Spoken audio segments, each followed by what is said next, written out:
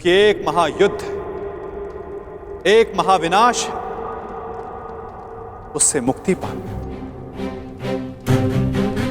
जिसके पश्चात एक महान शांति की स्थापना होगी, धर्म का उदय होगा। मुझे विश्वास है कि आप सभी कल आने वाले महाभारत के महाविनाश को देख सकते हैं, और यदि आप सब चाहें तो आर्यव्रत को इस विनाश से बचा भी सकते हैं। मुझे अधिक प्रसन्नता होगी कि आप सबके सहयोग से भारतवर्ष में होने वाले इस महाभारत से सबको बचा सकूं और मेरे यहाँ उपस्थित होने का लक्ष्य पूर्ण कर सकूं। मुझे पूर्ण विश्वास है कि आप सब में से कोई भी ये युद्ध नहीं चाहेगा।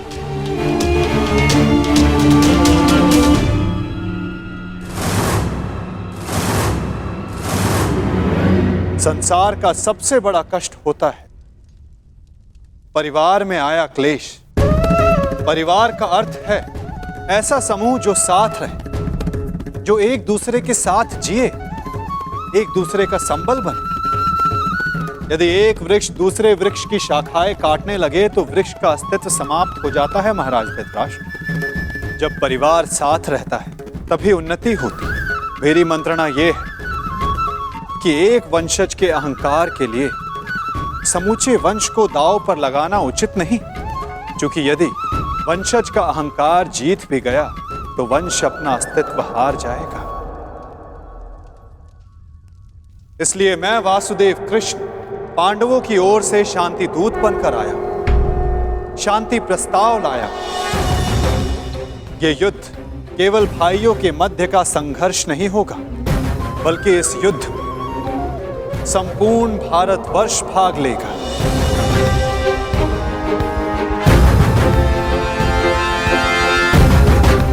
इसलिए विनाश भी सैकड़ों, सहस्त्रों और लाखों नहीं, करोड़ों में होगा। और इसीलिए मैं ये अंतिम प्रयास करने आया, ये प्रस्ताव लाया कि आप सभी इस महाभारत को, इस महायुद्ध को रोकने के लिए मेरी सहायता करें।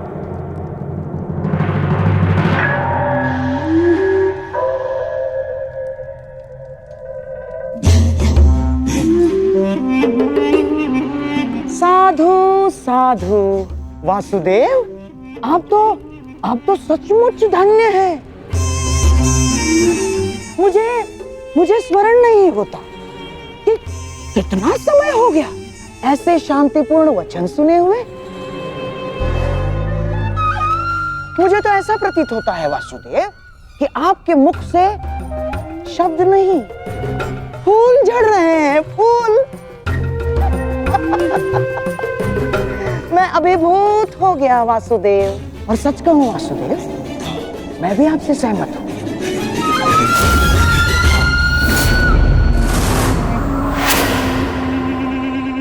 मैं भी नहीं चाहता कि ये युद्ध हो ना। अमाश्री, ये क्या कह रहे हैं आप? हाँ दुर्योधन, वासुदेव बिल्कुल उचित कह रहे हैं। हमें इस युद्ध को रोकने का पूरा प्रयास करना चाहिए। समझ गए? हाँ हाँ वासुदेव, सबसे श्रेष्ठ युद्ध वो है जो कभी हो ही नहीं, और युद्ध की परिस्थिति उत्पन्न न होने देने का एक ही उपाय है कि एक पक्ष दूसरे पक्ष पर आक्रमण ना करे। चलिए ठीक है, हम पांडवों पर आक्रमण नहीं करेंगे, परंतु वासुदेव, द्वारकाधीश, क्या आप यह आश्वासन दे सकते हैं कि पांडव भी हम पर कभी भी आक्रमण नहीं करेंगे? कभी भी। गांधार नरेश, आप आक्रमण के संदर्भ में बात कर रहे हैं और मैं यहां युद्ध की आवश्यकता को ही समाप्त करने के विषय में बोल रहा हूं। अच्छा ऐसा है। यदि ऐसा है वासुदेव, तो हम आपका प्रस्ताव सुनना चाहेंगे। हाँ, आप शांति दूत हैं तो संदेश तो लाए होंगे, और हाँ, ऊपर से आप शांति प्रस्तापित करना चाहते हैं। तो वासुदेव, शांति प्रस्तापित करने के लिए जिस समाधान की आवश्यकता होती है वो समाधान भी लाए होंगे आप, है ना? बताइए क्या है इसका समाधान? प्रत्येक युद्ध की नींव में अन्याय छिपा होता है गांधार राज, और अन्याय का केवल एक ही समाधान है, और वो समाधान है न्याय।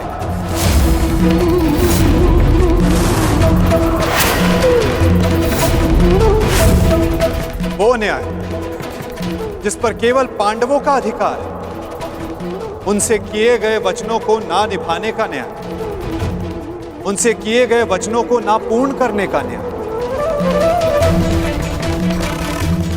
इस भरी सभा में जो अधर्म हुआ, जो अन्याय हुआ, उसके प्रति न्याय।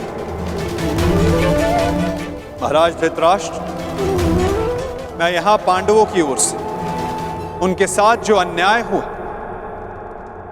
उसका न्याय मांगने आया। कैसा अन्याय वासुदेव? वो अन्याय जो एक धर्म सभा में एक अधर्म द्यूत माध्यम से हुआ था। वो अन्याय जो कुरुकुल के ज्येष्ठ जनों के समक्ष कुलवधू पांचाली के साथ हुआ। यदि उस अन्याय का त्राण हो तो इस महायुद्ध को रोका जा सकता है।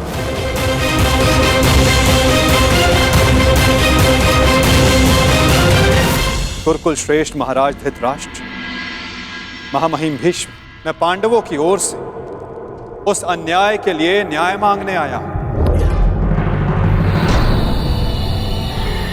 स्मरण रहे महाराज, यदि आपने पांडवों को न्याय नहीं दिया, या तो उसे वो पुण्य से अर्जित कर लेंगे या फिर उसे छीन लेंगे।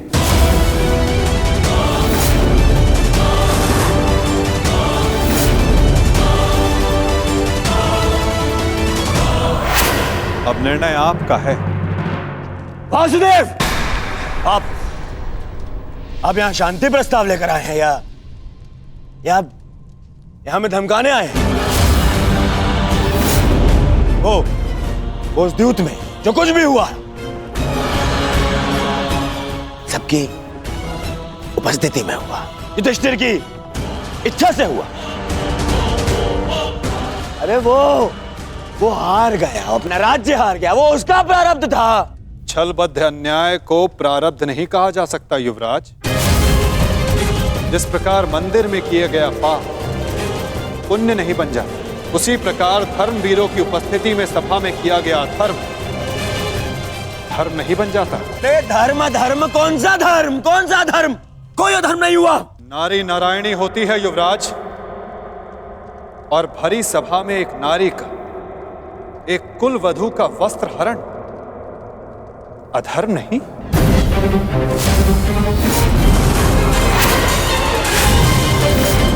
यदि तुम्हें विश्वास नहीं तो अपने ज्येष्ठों की झुकी दृष्टि से पूछो दुर्योधन। उन वस्त्रों से पूछो जो आपको आपके मन की नग्नता अनुभव कराने के लिए आपके शरीर से दूर हो गए। उन प्रतिज्ञाओं से पूछो जो पांडवों ने अपने भ्राताओं के विनाश के लिए मांगी।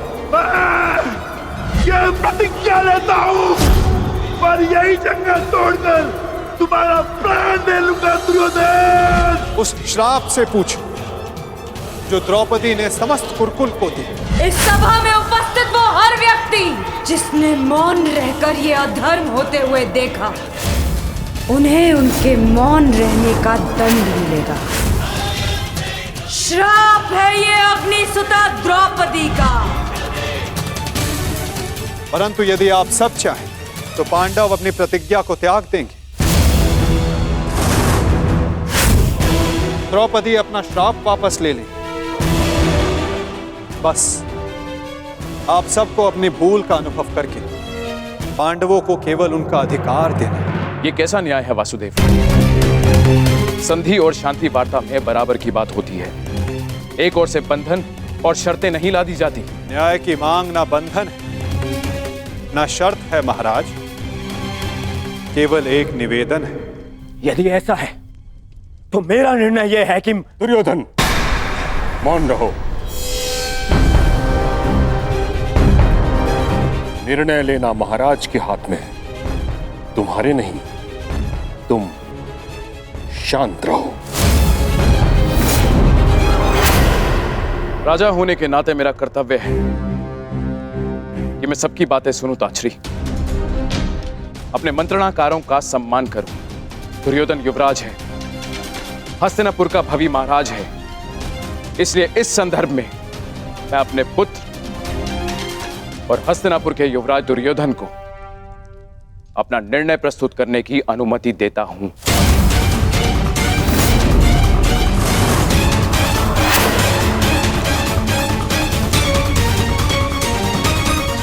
धन्यवाद पिताश्री। हाँ तो सुनिए वासुदेव, ऐसा है कि उस द्यूत में पांडव स्वयं अपना अधिकार हार बैठे थे। अब ना तो वो किसी भी राज्य का उनको अधिकार है और ना ही राजा होने का।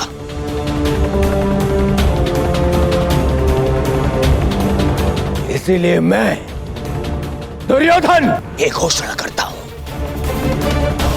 कि हस्तिनापुर आपका ये शांति प्रस्ताव ठुकराता है।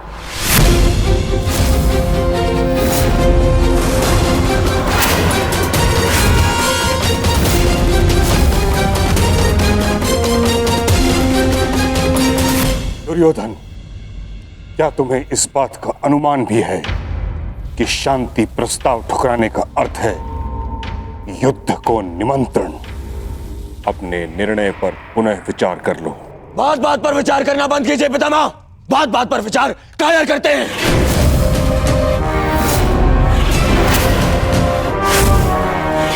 योद्धा का जन्म ही युद्ध के लिए होता है और मैं इस युद्ध के लिए प्रस्तुत हूं।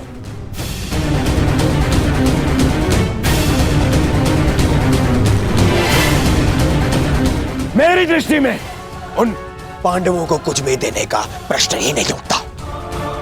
बस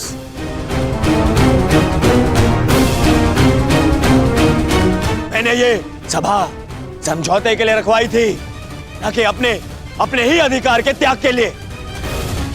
ये मेरा अंतिम निर्णय है। मैं उन पांडवों को इंद्रप्रस्थ नहीं दूंगा तो नहीं दूंगा।